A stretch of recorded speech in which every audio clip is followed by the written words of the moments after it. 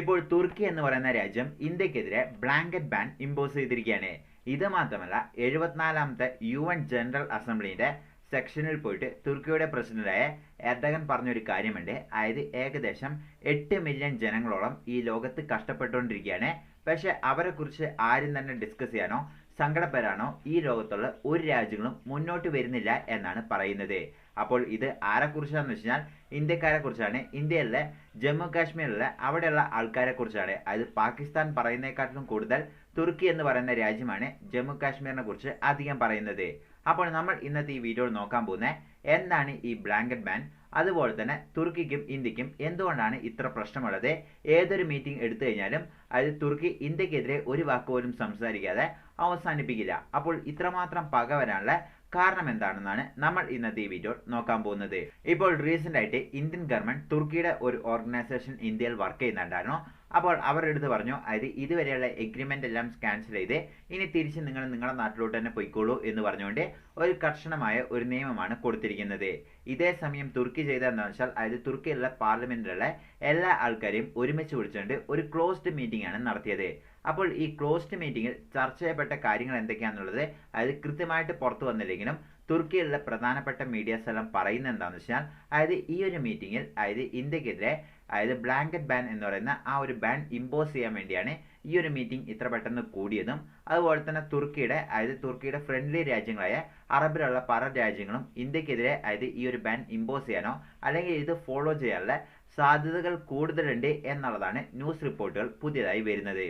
അപ്പോൾ ഈ blanket ban എന്താണെന്ന് വെച്ചാൽ അതായത് ഇപ്പോൾ തുർക്കി എന്ന് പറയുന്ന ഈ ഒരു രാജ്യമാണ് ഇന്ത്യക്കെതിരെ ഇമ്പോസ് ചെയ്യുന്നതെന്ന് വെച്ചാൽ അതായത് തുർക്കിന്നോ അല്ലെങ്കിൽ അവരുടെ ഫ്രണ്ട്ലി രാജ്യത്തു നിന്നോ നമുക്ക് കുറേ അധികം സാധനങ്ങൾ അതായത് മിസൈൽ ഉണ്ടാക്കാനുള്ള അതായത് സാധനങ്ങളോ അല്ലെങ്കിൽ മറ്റെന്തെങ്കിലും സാധനങ്ങളെല്ലാം തന്നെ ഇന്ത്യയിലോട്ട് ഇമ്പോർട്ട് ചെയ്യണം എന്ന് ആഗ്രഹമുണ്ടെങ്കിലോ അല്ലെങ്കിൽ ഇന്ത്യയിലോട്ട് ഇമ്പോർട്ട് ചെയ്യേണ്ട ഒരു ആവശ്യം വരികയാണെങ്കിൽ ഈ തുർക്കി എന്ന് പറയുന്ന രാജ്യം ഇന്ത്യയിലോട്ട് അയക്കാൻ വേണ്ടി അവർ സമ്മതം അറിയിക്കില്ല.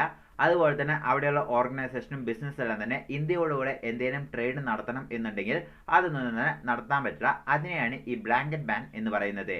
അപ്പോൾ ഇത് തുർക്കി ഇമ്പോസ് ചെയ്ത് കഴിഞ്ഞാലും ഇത് പോസിബിൾ ആണോ എന്ന് പലർക്കും സംശയമുണ്ടാവും. അപ്പോൾ തുർക്കി എന്ന് പറയുന്ന രാജ്യത്തെ നമ്മൾ എടുത്തു നോക്കുകയാണെങ്കിൽ അതായത് അവിടെ കൂടുതലായിട്ടും ഒറ്റ റൂളാണ് ഫോളോ ചെയ്യുന്നത്.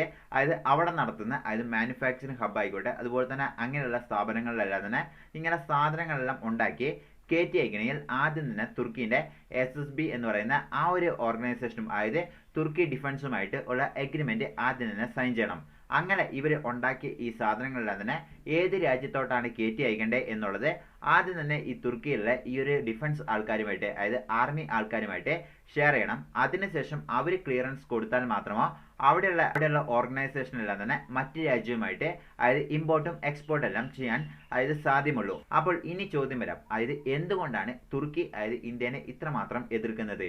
അങ്ങനെ തുർക്കിയും ഇന്ത്യയും ഒരു ബോർഡർ ഒന്നും ഷെയർ ചെയ്യുന്നില്ല, പിന്നെ എന്തുകൊണ്ടാണ് ഇവർ തമ്മിലുള്ള ശത്രുത എന്ന് നമുക്ക് നോക്കാം. അപ്പോൾ ഈ തുർക്കി എന്ന് പറയുന്ന രാജ്യം നോക്കുകയാണെങ്കിൽ അതായത് ആദ്യ കാലഘട്ടം തൊട്ട് തന്നെ അവർ പാകിസ്ഥാനെയാണ് ഫുൾ ആയിട്ടും അനുകൂലിച്ച് വന്നുകൊണ്ടിരുന്നത്. കാരണം അത് മുസ്ലിം ബാക്ക്ഗ്രൗണ്ട് ഉള്ള ഒരു രാജ്യമാണ് തുർക്കി എന്ന് പറയുന്ന ഈ ഒരു രാജ്യം. അതുകൊണ്ട് അവർ ഓബ്വിയസ്ലി കൂടുതലും ഈ മുസ്ലിം രാജ്യങ്ങൾക്കാണ് അവരുടെ സപ്പോർട്ടുകൾ കൂടുതലും അറിയിക്കുക. അങ്ങനെ പാകിസ്ഥാനെയാണ് ഇവർ ആദ്യം തൊട്ടേ സപ്പോർട്ട് ചെയ്ത് വന്നുകൊണ്ടിരുന്നത്. ആ ഒരു രീതിയിൽ നോക്കുമ്പോൾ അതായത് പാകിസ്ഥാന്റെ കോമൺ എതിരെ ആരാണോ ഇന്ത്യ. അപ്പോൾ അങ്ങനെയാണ് ഇന്ത്യക്കെതിരെയും ഇവർ ഒരു ശത്രുതയുള്ളത്. അപ്പോൾ പാകിസ്ഥാന് ഏറ്റവും വലിയ പ്രധാന ആവശ്യം എന്താണെന്ന് വെച്ചാൽ ജമ്മു കാശ്മീർ ഇന്ത്യയിൽ നിന്ന് പിരിച്ച് അത് എങ്ങനെയും അതായത് പാകിസ്ഥാന്റെ കൈവശം കൊണ്ടുപോകണമെന്ന്. ഇതേ ആവശ്യം തന്നെയാണ് തുർക്കിയും പറയുന്നത്. അത് ജമ്മു കാശ്മീരിലുള്ള ജനങ്ങളെല്ലാം കഷ്ടപ്പെട്ടുകൊണ്ടിരിക്കുക, അതുകൊണ്ട് ഇന്ത്യൻ ഗവൺമെന്റ് എത്രയും പെട്ടെന്ന് ആ ഭാഗം പിരിച്ച് പാകിസ്ഥാന്റെ കൈവശം തന്നെ കൊടുക്കണം എന്നുള്ളതാണ് ഇവരുടെയും ആവശ്യം. അപ്പോൾ നമ്മൾ നോക്കുകയാണെങ്കിൽ അതായത് ഈ തുർക്കി എന്ന് പറയുന്ന രാജ്യം അത് കുറേ എർത്ത് എല്ലാം ഉണ്ടായിരുന്നതാണ്. ഇപ്പോൾ റീസെന്റ് ആയിട്ട് പോലും അതായത് 2020-24 കാലഘട്ടങ്ങളിൽ തന്നെ വലിയൊരു എർത്ത് തന്നെ അവിടെ ഉണ്ടായിരുന്നു. അപ്പോൾ ആ ഒരു സമയത്തും അതായത് ഇന്ത്യക്ക് ഇത്രയും വലിയൊരു ശത്രുതയുള്ള രാജ്യമാണെന്നൊന്നും ഇന്ത്യ കരുതാതെയാണ് അത്രയും അധികം അതായത് ബില്യൺ കണക്കിനുള്ള സാധനങ്ങളാണ് ഇന്ത്യയിൽ നിന്ന് കയറ്റി അയച്ചത്. അതായത് ഈവൻ നമ്മുടെ NDRF ടീമിൽ പലരെയും പോലും നമ്മൾ അങ്ങോട്ട് കയറ്റി അയച്ചു, അതായത് അവർക്ക് സഹായം അറിയിക്കാൻ. എങ്കിൽ പോലും തുർക്കി എന്ന് പറയുന്ന രാജ്യം അതായത് ഇന്ത്യ ഇത്രമാത്രം സഹായിച്ചാലും അവർ ഒരിക്കലും ഇന്ത്യക്ക് ഒരു റിട്ടേൺസും കൊടുക്കില്ല. ഇതിന് പ്രധാനമായിട്ടും പറയേണ്ടത് എന്താണെന്ന് വെച്ചാൽ അതായത് ഇന്ത്യ വേഴ്സസ് മാലദ്വീപ് എന്ന് പറയുന്ന ആ ഒരു പ്രശ്നം വന്നിരുന്നു. അപ്പോൾ ആ ഒരു പ്രശ്നത്തിൽ തുർക്കി എന്ന് പറയുന്ന രാജ്യത്തിന് മാലദ്വീപ്സിനെ ഒന്നും തന്നെ ചെയ്യാനില്ല. കാരണം എന്താണെന്ന് വെച്ചാൽ അത് മാലദ്വീപ്സ് എന്ന് പറയുന്ന രാജ്യം ഇത്രയും നാളും ഏറ്റവും കൂടുതൽ ആശ്രയിച്ച ഒരു രാജ്യമുണ്ടെങ്കിൽ അത് ഇന്ത്യ തന്നെയാണ്.